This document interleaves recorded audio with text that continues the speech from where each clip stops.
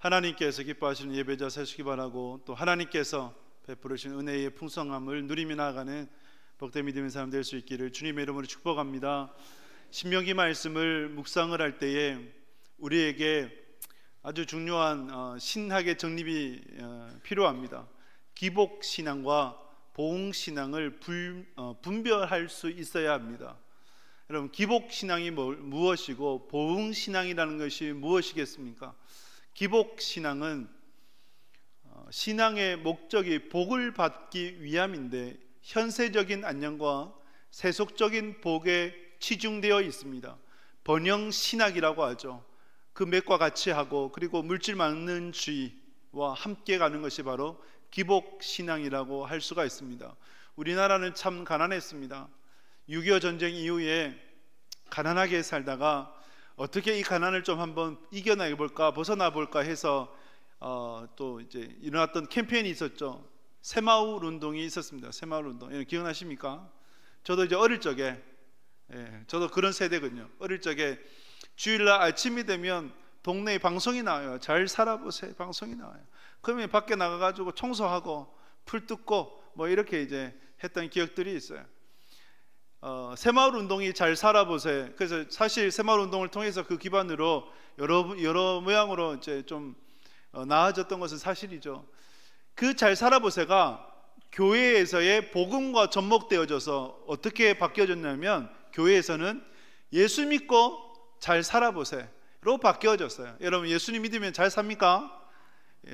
대답하지 못하시는데 분위기가 좀 그렇죠. 예수 믿으면 복 받습니까? 복 받죠.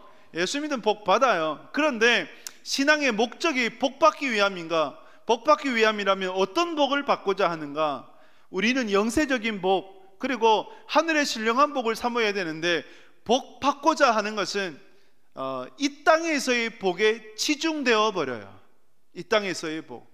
그래서 물질적인 풍요를 누리고, 그리고 내가 원하는 것이 이루어지고 내가 하나님 앞에 드려지는 기도가 응답되어야 된다, 이렇게 바뀌어 버려요. 그래서 한 교단에서는 그런 이제 복에 치중했고, 왜냐하면 제가 그 교단에서 어릴 적에 신앙생활을 했었거든요. 오순절주의에서 신앙생활을 했기 때문에 계속 얘기하는 게 삼중복음, 오중축복, 이게 엄청 강조를 해요. 이러한 기복신앙의 중심을 보게 되면, 기복신앙은 결국 하나님 중심이 아니라 나의 중심이 되어지고, 그리고 하나님의 영광보다 나의 영광을 더 우선시하게 됩니다. 왜 하나님 믿느냐? 복 받기 위해서이다. 그럼 어떤 복을 받느냐? 이 땅에서의 부유함을 누리며 살아가는 것이 진정한 목적이 되어버려요. 결국은 기복신앙은 하나님을 이용하는 것이 됩니다. 그래서 바알신앙이라 할 수 있고, 우상이죠. 하나님을 신앙하는 것이 아니라 하나님을 이용해서 내 원하는 것을 이루고자 하니까 그것이 곧 하나님을 우상시하는 것이고, 그리고 이 황금 만능주의, 물질 만능주의에 빠져버린 그러한 한국교회가 되어버린 것이지요. 여러분, 이렇게 기복신앙은 하나님을 향한 온전한 신앙이 되지 못합니다. 변질된 신앙이 되어버려요. 하나님을 이용하는 것이 됩니다. 반면에 보응신앙은 뭐겠습니까? 보응이라고 하는 것은 심은 대로 거두는 것이 보응입니다. 하나님은 보응의 하나님이세요. 신명기 7장 9절에서 10절 말씀을 보면 같이 읽겠습니다. 그런즉 너는 알라, 오직 내 하나님 여호와는 하나님이시요 신실하신 하나님이시라. 그를 사랑하고 그의 계명을 지키는 자에게는 천대까지 그의 언약을 이행하시며 인애를 베푸시되, 그를 미워하는 자에게는 당장에 보응하여 멸하시나니 여호와는 자기를 미워하는 자에게 지체하지 아니하시고 당장에 그에게 보응하시느니라. 어떻게 하신다고요? 당장에 그에게 보응하신다. 하나님은 하나님을 사랑하는 자, 그 계명을 지킨 자에게 천대까지 은혜를 베푸신다. 천대라고 하는 것은 숫자보다는 상징적인 것이죠. 영원히 복을 주신다. 반면에 하나님을 미워하는 자, 그 계명을 지키지 않는 자에게는 당장에 보응하신다, 멸하신다라고 말씀해요. 그래서 하나님은 보응하시는 하나님이세요. 갈라디아서 6장 7절에서 말씀합니다. 스스로 속이지 마라. 하나님은 업신여김을 받지 않으신다. 심은 대로 거두게 된다라고 말씀을 해요. 여러분, 하나님은 업신여김을 받지 않습니다. 10계명 중에 3계명이 뭡니까? 여호와의 이름을 만홀히 여기지 마라. 이것이 하나님을 업신여기는 거예요. 경홀히 여기는 거예요. 하나님은 다 아세요. 심은 대로 거두도록 하시는 하나님이세요. 그러니까 하나님 어떤 하나님이세요? 보응의 하나님이세요. 보응의 하나님. 기복과 보응이 비슷한 것 같은데 달라요. 기복, 복을 구하죠. 보응도 그 또 한 내면에 복을 구하기도 해요. 그러나 여러분, 보응신앙이라고 하는 것은 복 받기 위해서 하나님 앞에 구하는 것이 아니라, 오늘 말씀 우리가 읽던 신명기 7장에 보아도 하나님을 사랑하고 하나님을 경외함으로 계명을 지키면 하나님께서 천대까지 은혜를 베푸시는 거예요. 너희는 먼저 그의 나라와 그의 의를 구하라. 그리하면 이 모든 것은 너에게 더해 주시리라 말씀하셨지 않습니까? 하나님의 나라와 의를 먼저 구해야 되는 거죠. 왜 구합니까? 복 받기 위해서 구하는 것이 아니라 하나님께서 주신 사랑이 너무나 크고, 나 같은 자가 구원을 받았는데, 하나님의 자녀가 되었는데 감사하잖아요. 그러니까 어떻게 하면 하나님 위해서 살까 드려지는 인생. 그래서 하나님의 나라와 의를 구하는 거예요. 그리하면 이 모든 것을 더해 주시는 거예요. 그런데 우리는 전자는 빼버리고 뭘 구해요? 후자를 생각해요. 그리하면 이 모든 것을 다 주시리라. 하나님 다 주신다고 하셨잖아요. 왜 안 주세요? 왜 내 기도 응답하지 않는 거예요? 어떤 성도님이 그러더라고요. 내가 기도했는데 내 질병이 고치지 않아. 내가 남편이 승진하지 않아. 내 자녀가 원하는 대학에 가지 않아. 그래서 하는 말이, 하나님 저 상처받았어요. 교회 떠나야래요. 이렇게 얘기하는 거예요. 누가 상처 줘요? 자기의 잘못된 신앙으로, 잘못된 말씀 때문에 자기 스스로를 올무에 얼가 메어버린 것 아니에요. 하나님은 그런 하나님 아니세요. 내가 원하는 것을 이루는 하나님이면 그분은 하나님이 아니라 그냥 우상이에요. 그래서 보응과 기복은 비슷한 것 같지만 완전히 다릅니다. 기복은 하나님이 아닌 세상의 것을 구하는, 자기의 영광을 구하는 것이고, 보응은 하나님의 영광을 구하는 거예요. 분명한 것은 뭔지 아세요? 하나님은 보응하시는 하나님입니다. 할렐루야. 우리는 이 메시지를 자꾸 잊어버리고 또 듣지 않으려고 해요. 하나님은 보응하시는 하나님, 심은 대로 거두시는 하나님이세요. 무조건적인 은혜로 구원을 받았습니다. 할렐루야. 여러분들이 무조건적인 은혜로 구원을 받았어요. 그런데 하나님께서 복을 주신다 하실 때, 하나님께서 예비하신 풍성한 삶을 누린다고 할 때에 무조건적으로 누리겠습니까? 조건이 있겠습니까? 조건이 있어요. 그것이 보응이에요. 보응. 그 보응을 통해서 하나님은 하나님의 백성들에게 합당한 은혜를 베푸시는 거예요. 그래야 공의의 하나님 아닐까요? A는 A라는 성도 정말 전심으로 헌신하고 충성 봉사해요. 그렇게 충성 봉사하는 성도와 B라는 성도는 룰루랄라, 세상에서 룰루랄라 온데간데 가지 못할 거 다 가고 주일에 겨우 나와가지고 엎드려서 기도하는 그 성도와 하나님께 똑같이 대하신다. 그러면 공의의 하나님이 아니시죠. 그렇지 않습니까? 그래서 우리는 보응하시는 하나님을 가슴에 품어야 합니다. 보응하시는 하나님을 통해 두렵고 떨림으로 하나님을 신앙하고, 그리고 경외함으로 그 말씀을 지키고자 힘써야 되는 거예요. 한 시구가 너무나 가슴에 맴돌더라고요. 이성선 시인의 시구가 있는데, 흙탕물이 가라앉으면 유리보다 더 맑고 흐르는 강물보다 하늘과 구름이 더 잘 비춰지고, 그리고 밤에는 하늘의 별이 빠져 더 빛난다. 이 시구가 있더라고요. 여러분, 흙탕물이 가라앉으면 거울보다 더 맑대요. 하늘과 구름이 빠져서 더 잘 비춰진대요. 밤에 별이 빠져서 더 밝게 빛난대요. 세상에, 지금 우리가 살아가고 있는 이 세상이 여러분 흙탕물 같지 않습니까? 내 마음이 흙탕물처럼 찌꺼기로 가득 차 있지 않습니까? 그런데 그 찌꺼기가 가라앉게 되면, 그 흙탕물이 가라앉게 되면 그 어떤 것보다도 맑아지고 빛이 난다는 거죠. 여러분, 흙탕물로 가득한, 찌꺼기를 가득한 우리의 마음이 여러분 가라앉으려면 어떠한 것이 되어야 될까요? 우리에게 무엇이 필요할까요? 여호와 하나님을 경외하는 신앙 아니겠습니까? 하나님을 향한 순전한 믿음 아닐까요?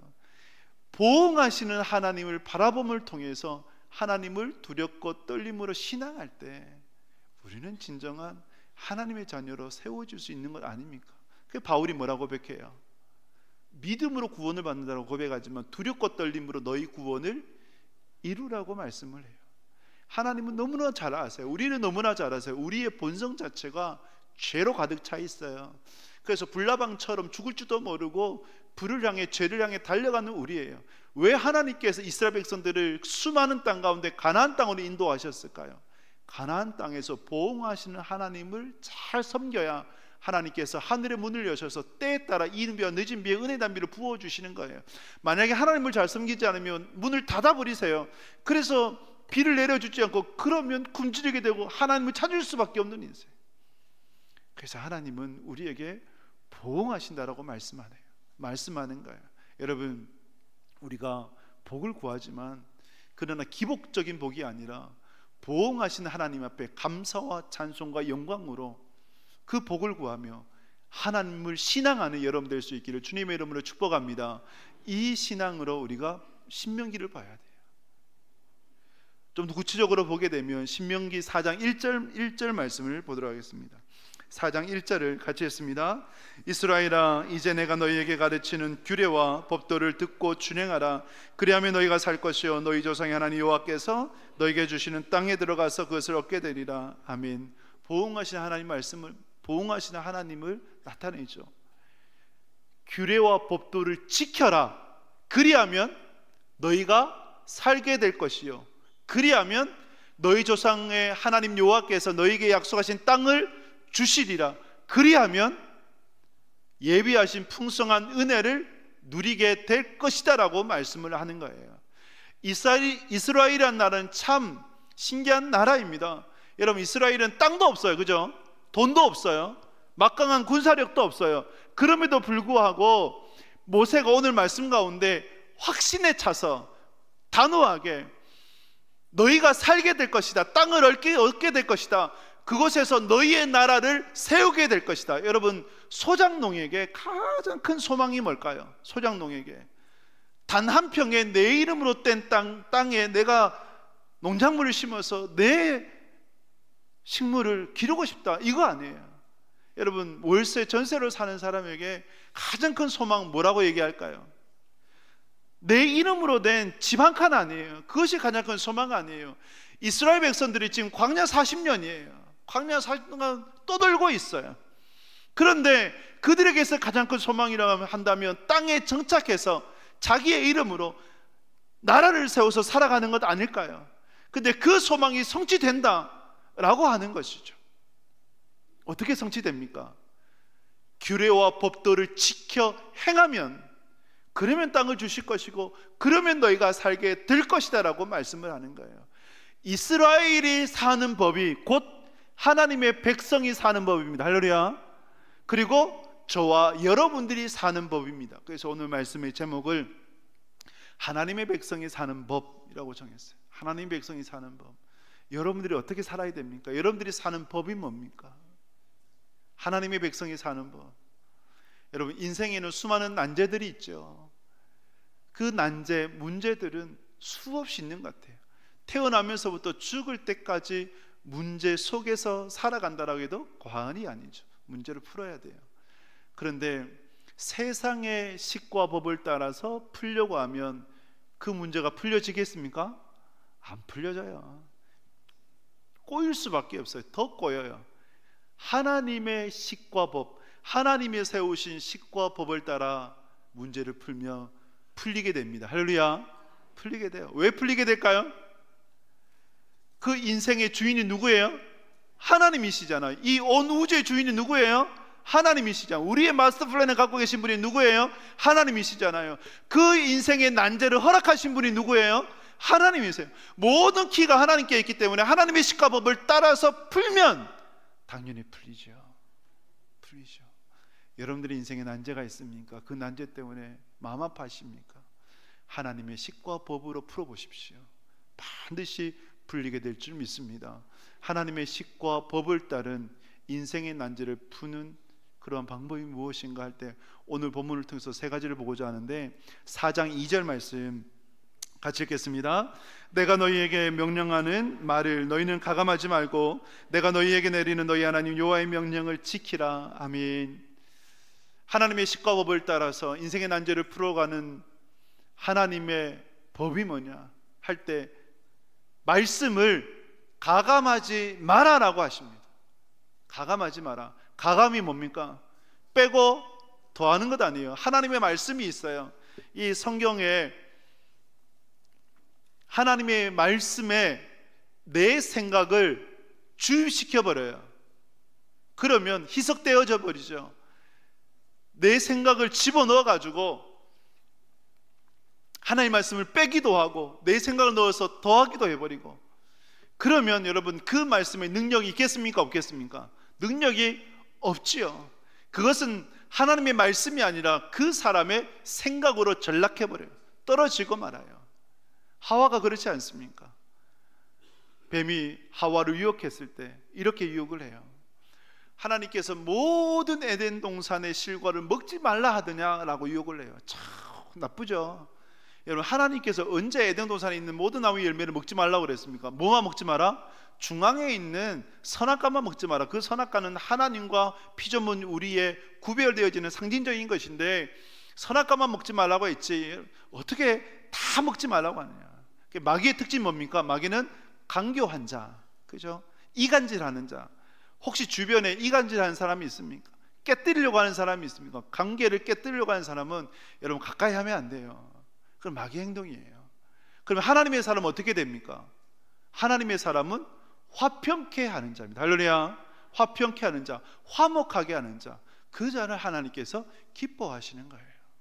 마귀는 없는 말을 만들어내고 있는 말을 빼버려서 하나님께서 이 모든 나무의 열매를 먹지 말라 하더냐라고 그렇게 하와를 유혹했을 때 하와가 아니라고 하면서 선악과를 알게 한 나무 열매를 먹으면 죽을까 하노라. 여러분, 하나님께서 어떻게 말씀하셨어요? 선과 악을 알게 하는 나무 열매를 먹으면 죽는다라고 했는데 하와는 죽을까, 즉 자기의 생각을 넣어가지고 말씀을 희석시켜버려요. 그리고 하나님은 먹지 말라고 하셨는데 먹지도 말고 만지도 말라라고 하셨다라고 얘기를 해요. 하와가 하나님 말씀을 희석시켜버린 거죠. 더해버린 거죠. 이렇게 여러분, 하나님의 말씀을 가감하면 그 인생은 망해요. 그런데 우리는 끊임없이 그 유혹에 빠져요. 하나님의 말씀을 순전하게 받아야 되는데 순전하게 받지 못하고 어떻게 받아요? 내 생각을 집어넣어가지고 취사 선택해요. 받을 수 있는 것 받고 받지 못하는 것 안 받으려고 그래요. 순종할 수 있는 것만 순종하라고 해요. 여러분, 그 신앙 바르지 않아요. 하나님께서 기뻐하지 않습니다. 엘리사의 종 게하시가 그 스승의 뜻을 거스르고 자신의 생각을 집어넣었을 때 엘리사는 나아만 장군으로부터 병을 깨끗하게 고쳐줬을 때 예물을 안 받았어요. 받지 않는다, 그대로 다 가져가라. 그런데 게하시는 받아도 된다라고 여겼어요. 스승의 생각에 자기 생각을 집어넣어가지고 받아도 된다, 그래서 달라 그랬어요. 그러니까 많이도 안 받았어요. 은 1달란트, 그리고 옷 2벌, 좀 받으려면 많이 받지. 그것을 받았어요. 근데 그런 게하시가 어떻게 되었습니까? 열왕기하 5장 말씀에 보면 열왕기하 5장 27절 말씀 같이 읽습니다. 그러므로 나아만의 나병이 내게 들어 내 자손에게 미쳐 영원토록 이르리라 하니 게하시가 그 앞에서 물러나오매 나병이 발하여 눈길이 되었다, 눈같이 되었더라. 아멘. 누구의 나병이요? 나아만의 나병이 어디에 들어갔다? 게하시에게 들어갔다. 하나님께서 보응하신 거죠. 그리고 게하시의 나병이 그 자녀들에게까지 영향이 미쳐지게 된다. 얼마나 안타까운 일입니까?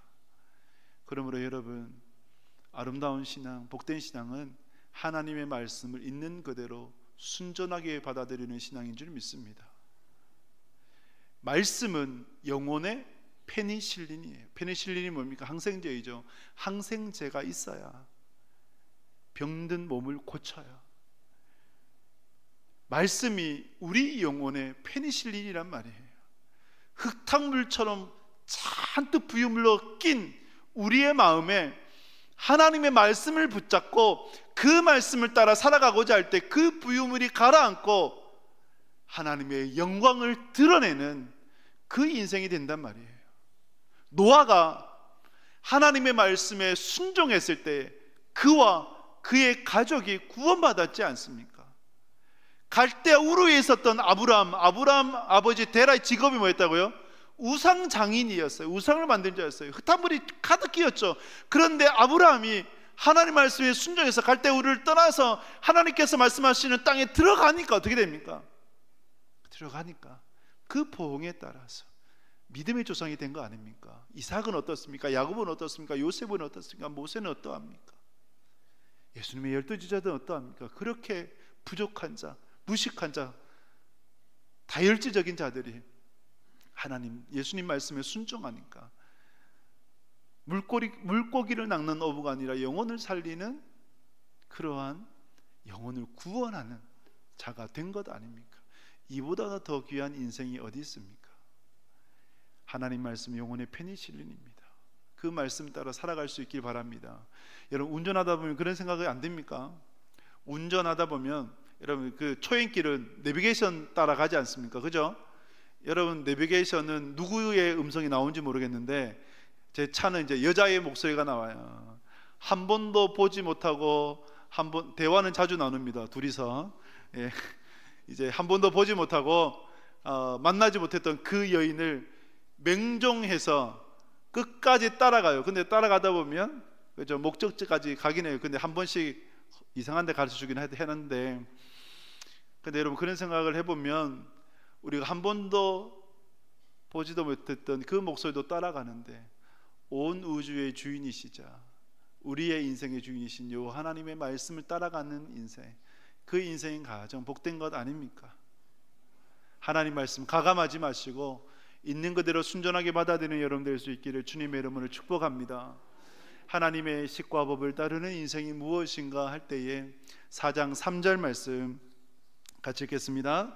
여호와께서 바알보올의 일로 말미암아 행하신 바를 너희가 눈으로 보았거니와 바알보올을 따른 모든 사람을 너희 하나님 여호와께서 너희 가운데서 멸망시키셨으되 아멘. 여러분, 바알보올의 일을 너희가 직접 목격했다. 바알보올의 일로 말미암아 그들이 멸망을 당했다라고 모세를 통해서 말씀을 하죠. 바알보올의 일이 뭡니까? 모압의 왕 발락이 이방 선지자 발람을 사주해서 이스라엘을 저주하도록 했습니다. 그런데 하나님께서는 그 저주를 축복으로 바꾸셨죠.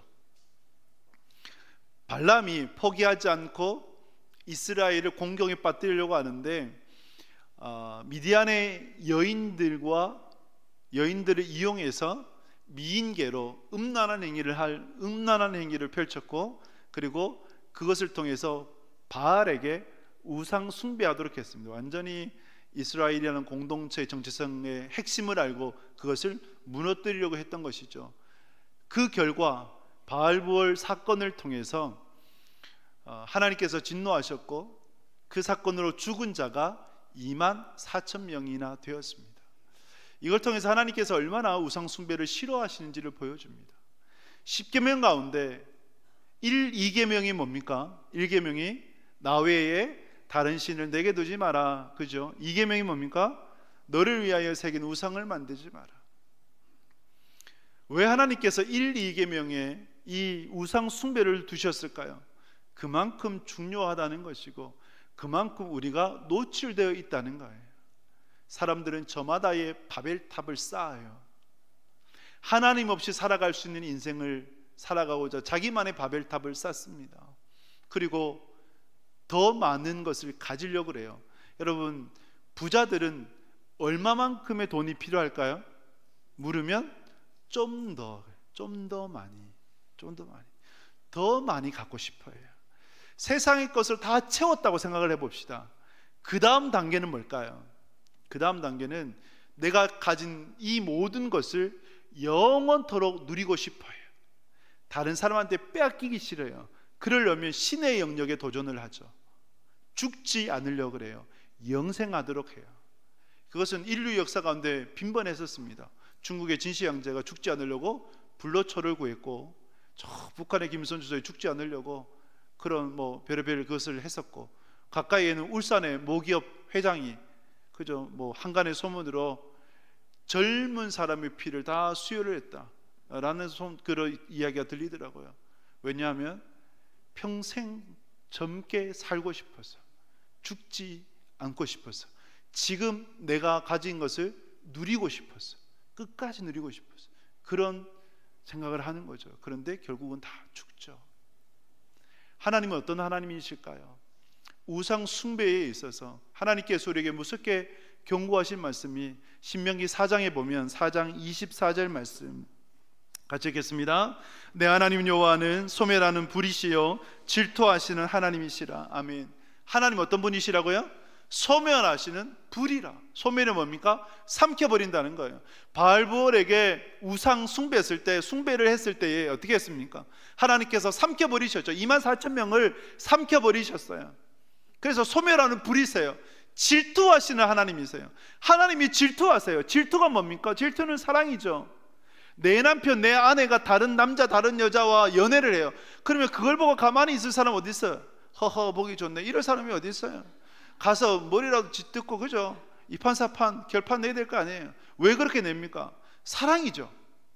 만약에 내 사랑이 없으면 그냥 방치해 버리죠. 그래서 제일 무서운 게 뭡니까? 저는 방치라고 생각해요. 무관심이라고 생각해요. 오히려 사랑하면 관심이 있으면 싸우기라도 해요.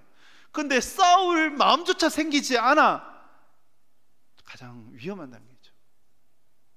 하나님은 질투하신 하나님이세요. 왜요? 여러분들을 사랑하기 때문입니다. 할렐루야. 질투하신다는 것은 여러분들이 향한 사랑이에요. 그래서 다른 우상을 두지 마라, 너를 위하여 새긴 우상을 만들지 마라라고 말씀을 하는 거예요. 여러분, 세상의 우상 섬기지 마시기 바랍니다. 하나님보다 더 사랑하는 것 두지 마시길 바랍니다. 하나님을 가장 사랑하는 여러분 될 수 있기 바랍니다. 바울처럼 사시기 바라는데, 여러분 고린도전서 15장에 보게 되면 바울이 이런 고백을 해요. 15장 31절 말씀 같이 읽습니다. 형제들아, 내가 그리스도 예수 우리 주 안에서 가진 바 너희에 대한 나의 자랑을 두고 단언하노니 나는 날마다 죽노라. 아멘. 바울의 자랑이 뭐예요? 나는 날마다 죽는다. 날마다 죽노라. 여러분, 날마다 죽으실 수 있겠습니까? 그런데 여러분들이 죽고 예수가 살면 그 인생이 가장 복된 인생이에요. 우상 앞에, 세상이라는 우상 앞에 황금 만능주의, 만본주의, 인간 중심으로 살아가는, 더욱더 인간화되어지는, 인간의 우상이 되어지는 이 땅에서 나는 죽고 예수가 사는 인생으로 살아갈 수 있기를 주님의 이름으로 축복합니다. 근데 말씀을 준비하면서 제 안에 탄식이 터져 나오더라고요. 하나님, 제가 날마다 죽고 싶습니다. 근데 죽고 싶은데 안 죽어져요. 안타깝지만 안 죽어져요. 자꾸 내 생각이 올라오고 내 욕심이 올라오고 내 죄성이 올라오는 거예요. 그게 너무 안타깝더라고요. 여러분도 그렇지 않습니까? 하나님 앞에서 내가 죽고 하나님 앞에서 내가 그렇게 하나님의 백성답게 살면 얼마나 좋을까? 그런데 왜 자꾸 나는 내 본성, 내 예적 자아가 그대로 올라올까? 여러분, 이런 고민 안 해보셨습니까? 근데 이와 같이 똑같은 고민은 누가 했어요? 바울도 했어요. 그래서 로마서 7장에 보면 오라 나는 공고한 자로다. 왜 공고합니까? 내 안에 두 마음이 있다. 하나님을 사랑하는 마음과 세상을 사랑하는 마음이 있다. 근데 때로는 하나님을 사랑하는 마음이 승리하기도 하지만 세상을 사랑하는 그 마음이 승리해서 내가 범죄하고 쓰러지고 넘어지고, 그것이 내가 너무나 안타깝다. 그 고백을 해요. 그런데 바울이 8장에서 어떻게 고백합니까? 로마서 8장에서 그러므로 그리스도 예수 안에 있는 자에게는 결코 정죄함이 없나니 생명의 성령의 몸이 죄와 사함에서 너희를 구속하였노라, 이겼노라 라고 말씀을 해요. 나는 날마다 죽고 싶은데 어떻게 죽을까 할 때 결국은 뭡니까? 은혜밖에 없더라고요. 내가 죽고 싶다 해서 뭐 찌르고 자르고 하면 됩니까? 뭐 여러분 산상순을 잘못 적용해서 범죄하며 손 자르고 눈 자르고 귀 자르고 그러면 안 돼요. 날마다 죽노라라고 할 때에 결국은 은혜밖에 없다. 할렐루야. 은혜밖에 없어요. 깨진 항아리에 물을 채우려면 더 큰 웅덩이에 빠뜨릴 수밖에 없어요. 그래서 하나님의 은혜에 빠뜨려져서 그 은혜에 감격되어지고 그 사랑에 감격되어지고, 그래서 내가 또 어떻게 주님 위해서 살아갈 수 있을까요? 라고 하는 그 감격 속에 나아간다면 우리가 날마다 죽게 되는 줄 믿습니다. 분명한 건 여러분, 내가 죽으면 누가 살아요? 내가 죽으면 내가 살고, 내가 죽으면 내 남편 아내가 살고, 내가 죽으면 내 자녀들이 살게 됩니다. 할렐루야. 진리예요. 잊지 마세요. 여러분들이 죽으면 여러분들의 옆에 있는 분들이 살아요. 더욱더 여러분들이 사세요. 그러한 여러분 될 수 있기를 주님의 이름으로 축복합니다. 이것이 하나님이 세우신 식과법이에요. 마지막으로 하나님의 식과법이 무엇인가 할 때에 4장 4절면서 신명기 4장 4절 같이 읽습니다. 오직 너희 하나님 여호와께 붙어 떠나지 않은 너희는 오늘까지 다 생존하였느니라. 아멘. 하나님께 붙어 있으면 사는 줄 믿습니다. 하나님께 붙어 있으면 살아요. 하나님께 떨어져 있으면 죽는 거예요. 하나님께 붙어 있는다. 하나님께 붙어 있는다가 뭘까요? 하나님께 붙어 있는 인생, 그것이 신명기 4장 1절과 동일한 거예요. 4장 1절 다시 한번 읽어볼까요? 4장 1절 말씀 같이 읽습니다. 이스라엘아, 이제 내가 너희에게 가르치는 규례와 법도를 듣고 준행하라. 그리하면 너희가 살 것이요 너희 조상의 하나님 여호와께서 너희에게 주신 땅에 들어가서 그것을 얻게 되리라. 아멘. 규례와 법도를 지켜 행하는 것이 하나님께 붙어 있는 거예요. 그러면 너희가 살 것이다. 그럼 너희가 살 것이다. 하나님 보응의 하나님이시잖아요. 복과 저주를 동전의 양면과 같이 항상 같이 선포하세요. 왜 같이 선포하실까요? 너희가 이렇게 살면 복을 받아, 이렇게 살면 저주를 받아. 왜 저주를 주세요? 살리려고 징계하시는 거예요. 살리려고 채찍질 하시는 거예요. 규례와 법도를 지켜 행할 때 살게 되는 거예요. 그것을 예수님께서 똑같이 말씀하셨거든요. 요한복음 15장 10절 14절 보게 되면 같이 읽습니다. 내가 아버지의 계명을 지켜 그의 사랑 안에 거하는 것 같이 너희도 내 계명을 지키면 내 사랑 안에 거하리라. 너희는 내가 명하는 대로 행하면 곧 나의 친구라. 아멘. 예수님께서 아버지의 계명을 지켜 그의 사랑 안에 거한 것처럼 너희도 내 계명을 지키면 내 사랑 안에 거하리라. 내가 명하는 대로 행하면 곧 나의 친구라고 말씀을 하는 거예요. 결국 하나님께 붙어 있는다라고 하는 것은 하나님의 말씀 붙잡고 그 말씀 따라 살아가고자 하는 인생. 하나님께 붙어 있으면 삽니다. 할렐루야. 떨어졌으면 죽어요. 한 청년이 어느 목사님께 상담을 요청을 했어요. 유튜브로 그렇게 이제 상담 요청했는데 이런 상담을 합니다. 그 청년의 솔직한 심정. 목사님, 죄 짓는 것에 점점 무감각해져서 회개도 되지 않습니다.